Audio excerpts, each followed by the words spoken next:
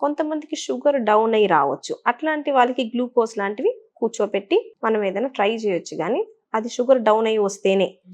లేదు అంటే మాత్రం మనం ఏమి చేయటానికి వీల్లేదు. ఇది కూడా బ్రెయిన్ ఇష్యూయే కదండీ! న్యూరో ప్రాబ్లమే కదా! బ్రెయిన్ ఇష్యూ చాలా సార్లు బ్రెయిన్ నార్మల్‌గా ఉండిద్ది.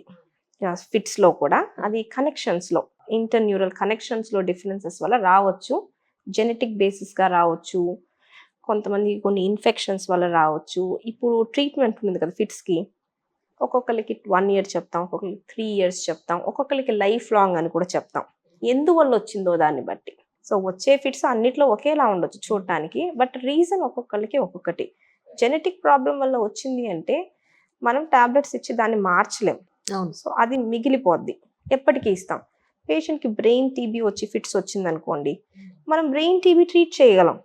కొన్ని మంత్స్ ట్రీట్మెంట్ ఇస్తే తగ్గిపోద్ది. సో, ఒక స్టేజ్ తర్వాత ఫిట్స్ టాబ్లెట్స్ కూడా మనం ఆపేసేయొచ్చు.